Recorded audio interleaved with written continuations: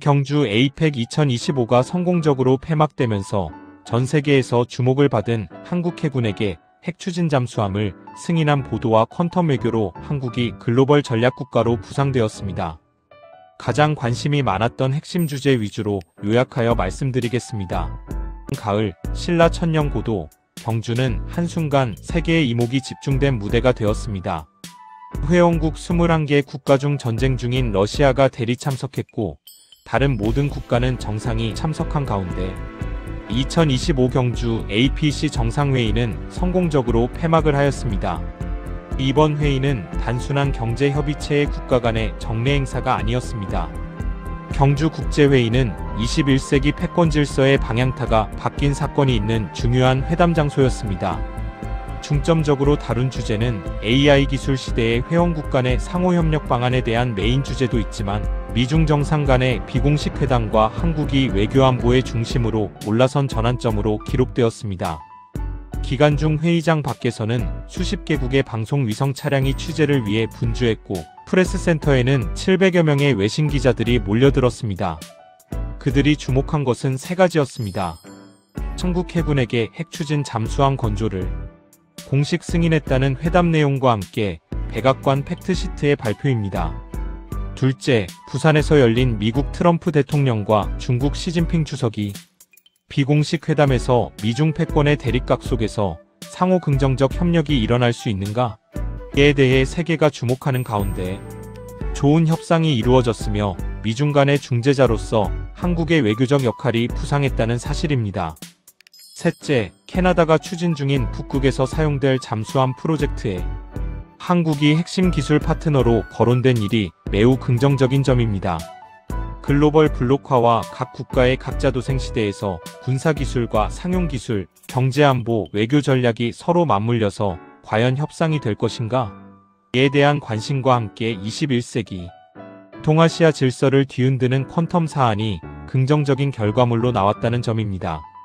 그럼 수많은 회담 중에서 세 가지로 압축되는 퀀텀 주제를 핵심 요약하여 세부적으로 살펴보겠습니다. 먼저 트럼프 대통령과 이재명 대통령 간의 협상 과정에서 제기된 관세 협상과 한국에게 핵추진 잠수함 건조 승인이 이루어졌습니다. 먼저 한국이 마침내 핵추진 잠수함 건조를 승인받은 사건은 단순한 새로운 무기 체계를 추가로 확보하는 내용이 아닙니다. 국가의 기술 주권이 한 단계 도약했음을 의미합니다. 한국은 30년 넘게 재래식 디젤 잠수함을 운용하면서 장보고급과 도산 안창호급으로 대표되는 SSK 체계를 발전시켜왔습니다. 하지만 디젤 잠수함은 연료 제약으로 잠항 시간이 최대 10일에서 20일 작전하며 작전 반경도 한반도 주변 해역에 국한될 수밖에 없었습니다. 이에 반해 핵추진 잠수함 SSN은 원자로를 동력원으로 사용해서 3개월 이상 잠항이 가능하며 추진력과 은밀성을 동시에 갖춘 심해의 전략 자산입니다. 미국, 영국, 프랑스, 중국, 러시아, 그리고 최근 호주가 이 기술을 보유하고 있었습니다. 그 벽이 이제 깨진 것입니다. 지난 30여 년간 한국은 핵추진 잠수함을 가질 만큼 기술 능력을 향상시켰고 핵잠수함 보유 여망을 가졌지만 번번이 성사되지 못했습니다. 그러나 이제 미국 정부가 한국의 기술 수준과 안보 신뢰도를 근거로 소형 모듈 원자로 SMR을 기반으로 하는 한국형 SSN 프로젝트를 승인했습니다. 이 잠수함은 약 6,000톤급으로서 하나오션, 현대중공업, 그리고 한국원자력연구원이 공동으로 개발하는 KSSN 프로젝트로 불립니다.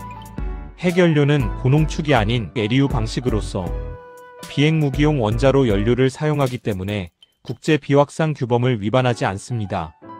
기술적 주권과 국제 신뢰를 동시에 확보한 전례 없는 조선방산 과학기술 국제외교 융합의 결과물로 평가됩니다.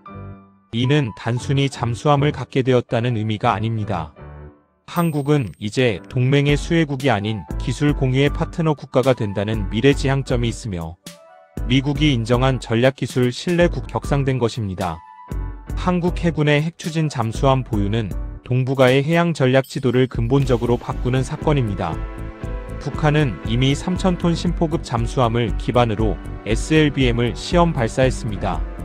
기존의 재래식 잠수함으로는 북한의 SLBM 플랫폼의 탐지와 추적이 어렵지만 핵잠수함은 장기간 자망과 광범위한 탐색이 가능하므로 자망에는 자망으로 대응하는 새로운 비핵억제 모델을 완성하게 되면서 한반도의 핵억제력의 보완을 달성하게 됩니다. 한편 동북아에서 한국 해군은 첨예한 일본 중국 해군력과의 균형 전력으로 자리매김하게 됩니다.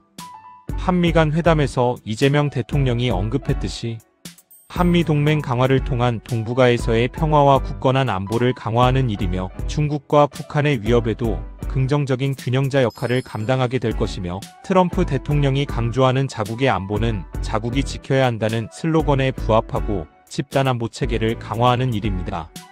일본은 항모전단 중심의 전략을 강화하였고 중국은 95형 핵잠수함과 70여 척의 신형 구축함 등 지난 15년간 압축 성장을 통해 서태평양까지 해군력을 확대 운영하고 있습니다. 이때 한국이 핵추진 잠수함 전력을 확보하면 동북아의 해양 세력 구도는 미국과 중국 두 개 국가 패권 체계에서 한국이 균형을 가짐으로 상극 균형 체계로 재편됨을 의미합니다. 이는 단순한 전력 비교가 아니라 작전 주도권과 정보전, 우위는 물론 은밀성이 추가되면서 패권 국가들도 한국 해군을 의식하지 않을 수 없게 됩니다. 핵잠수함은 군사적 임무뿐 아니라 심해 케이블 감시, 해저자원 탐사, 해양수송로 보호 같은 경제안보 임무도 수행합니다. 그러므로 한국 해군의 활동 범위는 한반도 해역을 넘어 남중국해와 북극해까지 확장될 것이므로 해양경제안보의 퀀텀 확장을 의미합니다. 이는 한국 해군이 지난 30년간 추진했던 기동대항해군의 완성을 절반 달성하는 것을 의미합니다.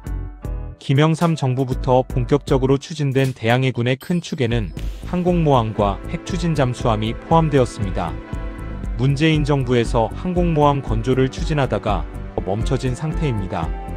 이제 이재명 정부의 핵추진 잠수함 추진은 국제적 승인이 선행되어야 하는데 이번에 전격적으로 승인되므로 신속한 추진이 이루어질 것입니다.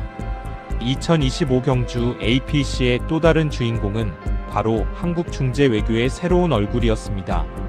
부산에서 미국과 중국이 전격적인 진행하면서 세계가 주목하는 관세와 희토류, 그리고 반도체 공급망을 둘러싼 협상을 벌일 때 한국은 개최국 이상의 역할을 수행했습니다.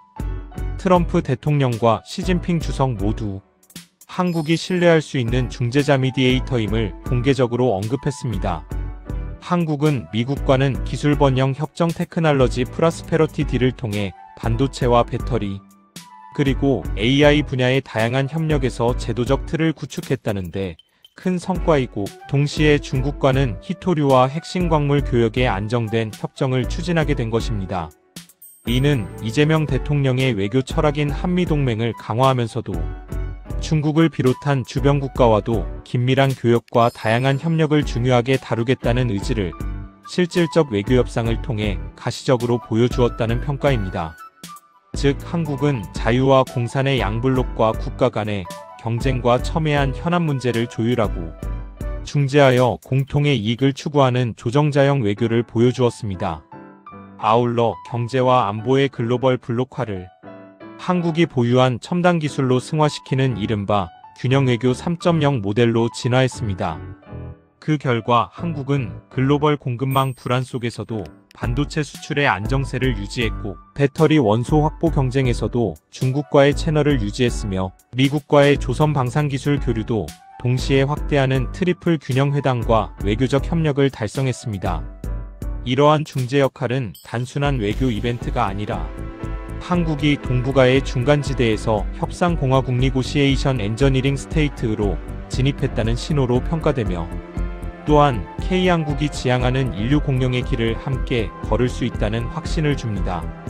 경주 회담에서 이재명 대통령이 캐나다의 마크 카르니 총리와 회담을 가졌습니다. 주요 의제는 방산에너지 기술안보 협력과 60조 원 규모의 캐나다 북극 잠수함 현대화 프로젝트였습니다. 캐나다가 원하는 것은 극지방의 두꺼운 해빙층 아래에서 장기간 자망할 수 있는 신형 잠수함, 즉 극저온 내압 구조와 하이브리드 추진 체계를 갖춘 북극형 SSN으로서 한국이 실행해 줄 수 있는가? 이를 최종적으로 진단하는 기회입니다. 한국의 기술력은 여기에 완벽히 맞물립니다. 하나오션이 보유한 급저온 합금 기술과 한국원자력연구원의 SMR 모듈 원자로, 그리고 한국해양대와 급지연구소가 오랫동안 축적한 쇠빙선 북극운항 데이터는 캐나다의 기술 요구 조건을 대부분 충족합니다. 이 협력은 단순한 수출 사업이 아닙니다. 캐나다는 북극권에서 러시아, 노르웨이, 미국 등 북극해 주변 8개 연안국과 전략 경쟁 중이며, 캐나다가 차지하는 북극해의 넓은 해역은 앞으로 항로를 둘러싼 경제와 되면 한국과 그리고 캐나다가 상호 기술안보 삼각체계를 다루게 되며 한국 조선과 무역, 그리고 자원 확보는 태평양에서 북극권까지 국력을 확장하는 셈입니다. 이는 한국이 지구 양극을 모두 연결하는 글로벌 전략, 해양국가 글로벌 메러타임 스트래터지 네이션로 도약할 수 있는 결정적 발판이 되며, 한국과 캐나다 기술안보 협력의 새로운 북극연합체가 생성됩니다. 따라서 2025년 경주 APC 국제회의가 남긴 가장 큰 의미는 1. 핵추진 잠수함 승인. 2. 미중 중재 외교. 3. 캐나다 북극 협력으로 압축되며, 이 세 축의 주제는 서로 다른 분야처럼 보이지만 모두 한국의 전략적 위상 변화라는 한 점으로 수렴합니다. 이제 한국은 더 이상 기술을 수입받는 국가가 아니라 전략 기술을 공유하는 국가로, 안보를 보조하는 국가에서 안보 질서를 설계하는 국가로 이동하게 됩니다. 미국은 한국을 호주 플러스의 후보국으로 거론하고 있고, 중국은 한국을 균형적 교역 파트너로 인정하기 시작했고, 캐나다는 급지 안보 기술 협력 핵심 파트너로 공식 언급했습니다. 이 모든 것은 한국이 지난 수십 년간 쌓아온 기술 신뢰, 외교의 신중함, 그리고 55년간 자주 국방을 위한 꾸준한 외길 노력이 경주 APC라는 무대 위에서 한순간 결실을 맺은 것입니다. 세계 언론이 이를 퀀텀 시프트 오브 코리어, 즉 한국의 퀀텀 도약이라 부르는 이유가 여기에 있습니다. 이 도약은 무력의 과시가 아니라 기술과 외교, 신뢰의 힘으로 21개 회원국가가 상호 국익을 증진하는 전략적 진화의 모습을 보여주었습니다.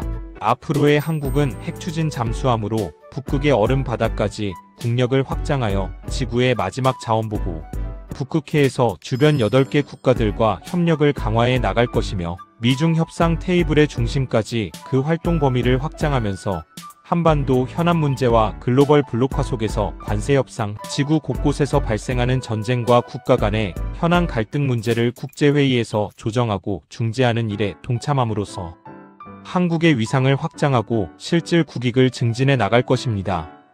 2025년 경주 에이펙에서 세계는 5000년 역사, 한국을 다시 보았다. 이제 한국은 단순한 아시아의 한 축이 아니라 한국이 21세기 글로벌 전략 국가로 향하는 첫 번째 실험대이자 자주적 선언이 되었습니다. 시청해주셔서 감사합니다. 구독과 좋아요는 자료 작성에 큰 힘이 됩니다.